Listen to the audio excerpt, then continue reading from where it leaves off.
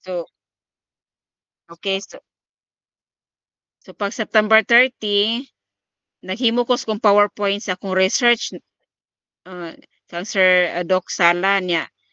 Niya mga 9:53 human ako ang PowerPoint. So review ko, okay na ni makapresent na ko ani ka Sabado sa akong research, akong report. Then pag 9:53 na, so ay di sa na ko ni shutdown akong laptop kay tan-aw sa ko sa mga message sa Gmail og nabay mga message. So pag mga untop na gito, pag tanaw-tanaw ko scroll sa sa Gmail wala man. So mga untop gito alas 10 ning kalit og ano to, grabe diretso man siya ang iyahang linog bulto ba. So natuwad na ang lalagpot ang laptop, nabali akong lingkuranang na plastic. Namo to syagit kog maayo gid kana tanang tingog gin hurot. Syagit kog maayo, murag kapila ko nagsyagit sa kang Nilson ug kay si Inday to masala na to. Dayon ngit-ngit man kayo kay diretso bito brown out. Sarap-sarap ko ang naghatag og hayag nako ang laptop ng nalagpot sa Laums Katre. Naglibog ko unsaon ako pag kuan kay ituwad man ko sa kusog sa kuan kanang linog. Kinan sarap-sarap ko kamang ko pagitanaw ako cellphone makahatag og kanang hayag. Naglibog ko dalhon ba nako akong laptop, wa bari na ko magmahay sa laptop basta makagawas lang gid ko. Pag iwag na nako ron kay nangatuwad na ang tangke sa gasol. Then biingon na mas Nelson nga, ay lag barog, diha lang ka. O sa kunahon na kay di gid pwede nga di ko mogawas kay ang kusog kunahon na nga kasi napay sunod nga wave nga kusog kaayo. Moto nagkamot ko nga makagawas. Pag agi na ko sa kananan, atong kananan kay pwede nang nangatuwad na, nangahug na ang mga gamit. Then tan-aw na ko pisami sa sala kay nagwi-wave naman.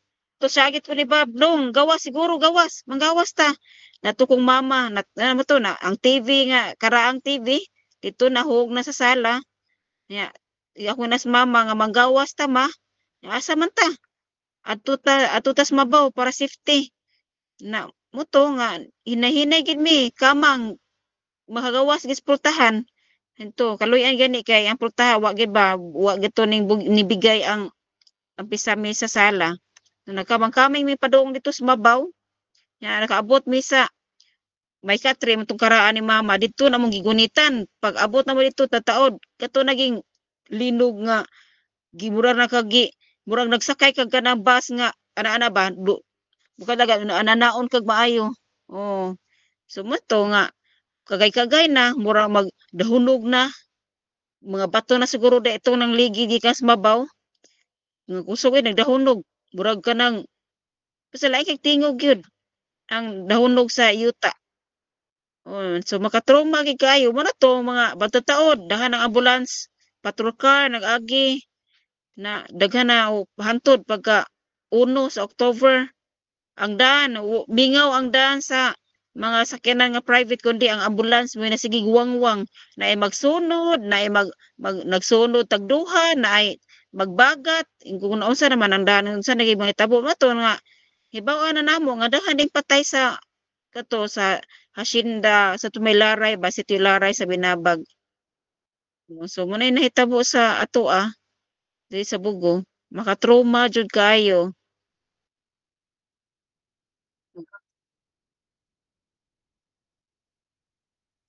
Yan na si mama, yan na siya nga.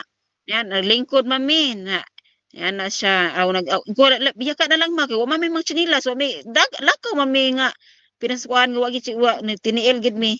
Ni ko ma kanang lingkod na lang bahala makalapo ka kay magkakuan siya lingkod na lang ko niya. Pag kusog katong grabe naging kuso-kuso sa linog na moto niya na siya nga "Uy Diyos ko in town ika na lang gibahala sa amo."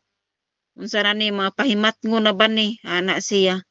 Mo naman guro ning gikuan sa mga karaang tawo nga ang mga katalagman nga makakalisang kuno